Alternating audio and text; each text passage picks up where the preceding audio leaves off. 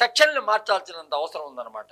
దీనికి బలమైన సెక్షన్లు లేకుండా ఊరికి మొన్న 15 మందిని పిలిచారు, ఏదో గోల్డ్ అన్నారు, అదన్నారు, ఇదన్నారు, తీసుకున్నారు. తర్వాత ఏమైందో తెలియదు. ఇక్కడ ఒక పబ్బులో డ్రగ్స్ తీసుకున్నారని అది అని ఇదని పెద్ద గొడవ అయింది. ఆ కేసు ఏమైందో తెలియదు. ఎప్పుడు పట్టుబడుతున్నాయి తప్ప ఏం జరిగిందో దాని తర్వాత ఏం జరుగుతుంది, దాని తర్వాత ఉన్న డెవలప్మెంట్ ఎవరికి తెలియట్లే. కాబట్టి ఏంటంటే సిబిఐ, ఎన్ఐఏ ఇట్లాంటి వీటిలో దిగాల. సిబిఐ కానీ ఎన్ఐఏ కానీ ఇట్లాంటి వాళ్ళు దిగితే దాన్ని కొంచెం నియంత్రించాలి. ఇండస్ట్రీలో ఉన్న వాళ్ళ వరకు కొంచెం స్పందించి దానికి సంబంధించి అవేర్నెస్ కల్పించడం, అంటే సినిమా పెద్దలు కూడా భాగస్వామ్యం తీసుకుంటే బాగుంటుంది అంటారు.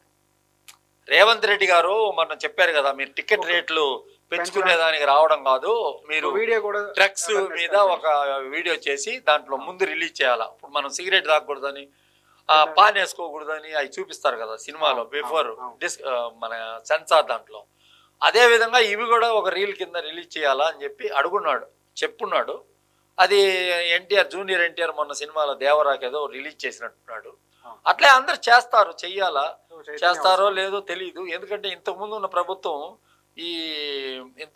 ప్రభుత్వము పెద్ద పట్టించుకునేది కాదు. ఇప్పుడు అంటే ఇప్పుడు డ్రగ్స్ మీద ఆ రోజు ఫస్ట్ గలం ఇప్పింది రేవంత్ రెడ్డి ఇప్పాడు. తర్వాత నేను కోర్టులో వేసాను కేసు. ఆ రోజు కోర్టులో కేసు వేసింది నేనే ఫస్ట్ వేసాను. ఆ కేసు స్టిల్ ఉంది, రన్నింగ్ లో ఉంది, వస్తుంది. అది ఆర్డర్ వచ్చి జడ్జీలు వాటి మీద ఫేవర్ గానే ఉన్నారు.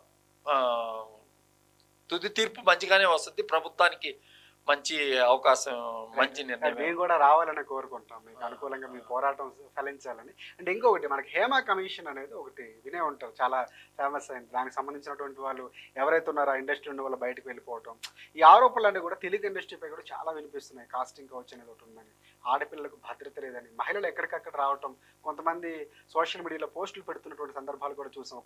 అంటే ఇండైరెక్ట్గా ఒక దర్శకుడినో లేకపోతే ఒక నిర్మాతనో ఒక హీరోను ఎవరినో ఒక టార్గెట్ చేస్తాం, అంటే వాళ్ళ బాధ చెప్పుకోవడానికి. దీనికి సంబంధించి అంటే చాలా సందర్భాల్లో మీరు గతంలో శ్రీరెడ్డి విషయంలో కూడా స్పందించారు. సో కొన్ని సందర్భాల్లో మీకున్నటువంటి సామాజిక స్పృహ లేకపోతే ఇండస్ట్రీగా మీ బాధ్యత మీరు తీసుకుంటారు. ఇక్కడ ఈ హేమా కమిషన్ లాంటి తెలుగు ఇండస్ట్రీలో అవసరం అంటారా? సో అలాంటిది కొంతమంది డిమాండ్ చేస్తున్నారు రావాలని కూడా. ఇప్పుడు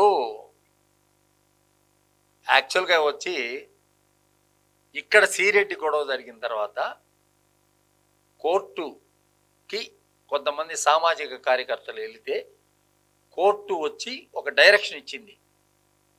తీసుకోవాల్సిన జాగ్రత్తల మీద రాష్ట్ర ప్రభుత్వం ఒక కమిటీని ఫామ్ చేసి ఆ కమిటీ ఇచ్చే రిపోర్టుల్ని మీరు ఆచరణలో పెట్టమని 2022లో చీఫ్ జస్టిస్ సోమేశ్వర్ కుమార్కి ఇవ్వడం జరిగింది. ఆ రిపోర్టు వీళ్ళందరూ తయారు చేశారు.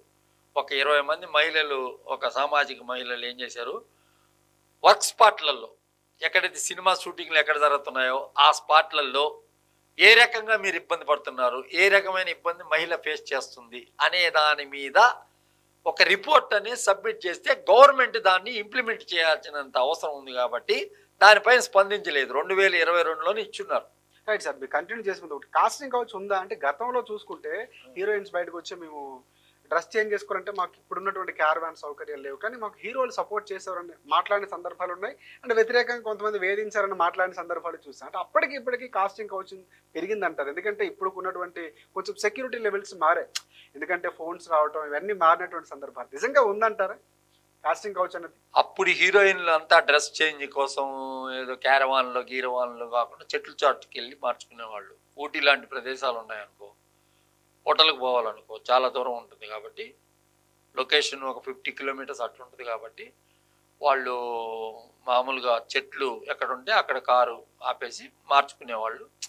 అప్పుడు క్యారవాన్లు అంతా లేవు, బయట కూర్చొని హీరోలు కానీ ఎవరైనా కూడా మాట్లాడుకుంటుంది. క్యారవాన్లు వచ్చిన తర్వాతనే ఈ కల్చర్ ఎక్కువైంది. ఇప్పుడు ఆ అమ్మాయి ఉంది, జానీ మాస్టర్ చెప్పే అమ్మాయి క్యారవాన్లో తీసుకుపోయి అవి చేసాడు ఇది చేసాడు అని చెప్తుంది కదా.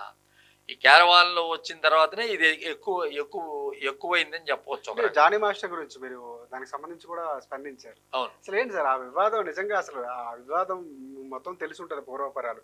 ఈమె చెప్పినటువంటి కొన్ని అంశాలు కూడా, ఒక మతపరమైనటువంటి అంశాలు కూడా ఆమె జోడించి పిటిషన్ వేసినటువంటి సందర్భాలు చూసాం మనం, ఆ కంప్లైంట్ సంబంధించి. కానీ అసలు నిజంగా దానికి సంబంధించి మీ పరిశీలనకు వచ్చాక మీరు ఎలా స్పందిస్తారు? నేను ఆల్రెడీ చెప్పున్నాను. ఏంటంటే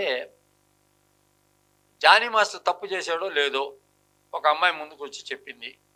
ఆ అమ్మాయి ఒక 40 పేజీలు స్టేట్మెంట్ ఇచ్చింది. తనకు జరిగిన ఇవన్నీ కూడా పోలీస్ డిపార్ట్మెంటు అన్నీ ఎక్కడెక్కడ స్పాట్లలో ఏమేమి జరిగింది అనేది అన్ని క్షుణ్ణంగా పరిశీలిస్తారు తప్పకుండా. ఎందుకంటే ఆ దిశగా ఇన్వెస్టిగేషన్ జరుగుతుంది. పోక్సో చట్టం ఉంది కాబట్టి కొంచెం ఏంటంటే సెలబ్రిటీ అనే ఫీలింగ్తో వదిలేశారు. చాలా చాలా గొప్ప విషయాలు, అంటే చాలా మీ అనుభవానికి సంబంధించిన చాలా అంశాలు షేర్ చేసుకున్నారు.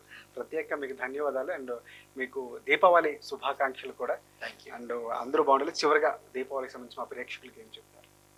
అందరూ సంతోషంగా వెలుగుతో నిండాలని, అన్ని సమస్యలను పక్కన పెట్టి పండుగ వాతావరణంలో మీ అందరికీ శుభం కలగాలని కోరుకుంటున్నాను. Thank you sir. చాలా విలువైనటువంటి సమయం, చాలా అంశాలు ప్రస్తావించారు. ధన్యవాదాలు. ఇది కేతిరెడ్డి జగదీష్ రెడ్డి గారితో ప్రత్యేక ఇంటర్వ్యూ. చూస్తూనే ఉండండి. స్టే ట్యూన్ అమ్మా న్యూస్. నమస్తే, వెల్కమ్ టు ఏఎన్ఎన్ న్యూస్. నేను రాజశేఖర్. తెలుగు సినిమా పరిశ్రమలో చాలా మంది సువర్ణ అక్షరాలతో వారికంటూ కొన్ని అధ్యాయాలు లిఖించుకున్నారు. అలాంటి ఒక నిర్మాత, దర్శకులు వివాదాలు అనేది కాకుండా సామాజిక బాధ్యతగా ప్రతి అంశంపై తనదైన శైలిని స్పందిస్తూ ఉంటారు. సో యువశక్తి, తెలుగు యువశక్తి అధ్యక్షులుగా, వ్యవస్థాపకులుగా చేశారు. తమిళనాడుకు సంబంధించి ఫిలిం ఇండస్ట్రీ ఎక్కడున్నా కూడా సమస్యలు మాత్రం ఆయన తనదైన శైలిలో స్పందిస్తూ ఉంటారు. సో ఫిలిం బోర్డ్ మెంబర్గా చేశారు 3 సార్లు.